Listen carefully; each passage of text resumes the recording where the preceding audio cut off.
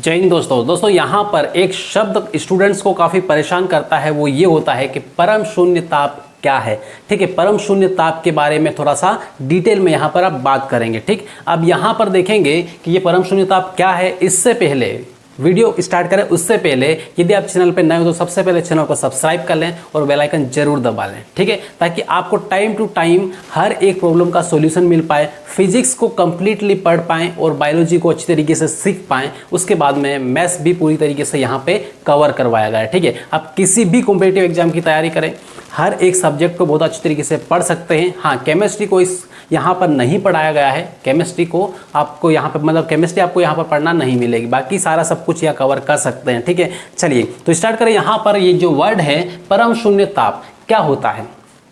परम का मतलब क्या होता है? परम मतलब लास्ट स्टेज, आखिरी सीमा। ठीक है, किसकी आखिरी सीमा? तो देखो यहाँ पे सैद्धांतिक रूप से अधिकतम ताप की कोई सीमा नहीं होती है। ठीक है, व्यवहारिक रूप से हम देखें या सैद्धांतिक रूप से हम देखें तो जो ताप होता है उस तापमान की अधिकतम सीमा कुछ भी नहीं होती है, कोई सीमा फिक्स नहीं है। ठीक है, कितना भी ताप बढ़ सकता है।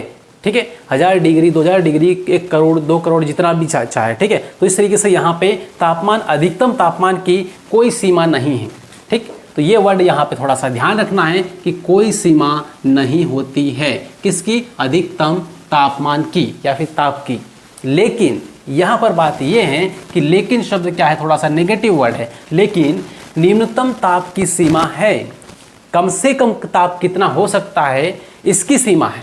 ठीक है, कम से कम ताप कितना है, उससे नीचे का ताप नहीं हो सकता। किसी वस्तु का जो ताप है उस सीमा से कम नहीं हो सकता, ये सीमा फिक्स है। ठीक है, अब निम्नतम सीमा कौन सी है जिससे कम ताप नहीं हो सकता किसी वस्तु का? वो है यहाँ पर देखें तो किसी भी वस्तु का ताप -273.15 डिग्री सेल्सियस से कम नहीं हो सकता।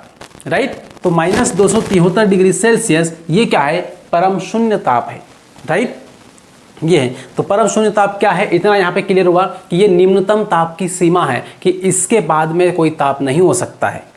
राइट, अब इसके बाद फिर यहाँ पर ये देखें तो अब यहाँ पे परम शून्य ताप मैंने लिखा है, ये वाला परम शून्य ताप केल्विन के बराबर किस तरीके से हो सकता है। तो यहाँ पर डायग्राम में आप देख सकते हैं आराम से ध्यान से, जहाँ पे एब्सोल्यूट 0 लिखा हुआ है वो क्या है? परम शून्य ताप है। ठीक है, फ़ारेनहाइट में है, केल्विन में भी है और सेल्सियस में भी है। राइट, तो यहाँ पे 0 डिग्री केल्विन बराबर क्या होगा? -273.15 डिग्री सेल्सियस के बराबर होता है।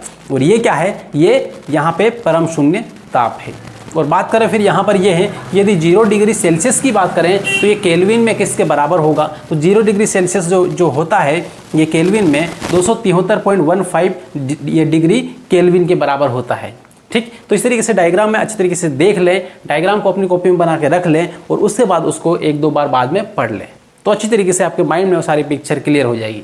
राइट, तो ये था दोस्तों परम शून्य ताप, जो कि एक किसी वस्तु के ताप की निम्नतम सीमा कौन सी है? -273.150 डिग्री सेल्सियस। राइट, चलिए तो इस तरीके से यहाँ पर ये था वर्ड और इस वर्ड को कंप्लीट किया आपने। ठीक है, चलिए दोस्तों लास्ट में यदि आप चैनल पर नए हो तो सबसे पहले इस चैनल को सब्सक्राइब कर लें और बेल आइकन जरूर दबा लें और इस छोटे से वीडियो को जितना ज़्यादा हो सके शेयर जरूर कर दें।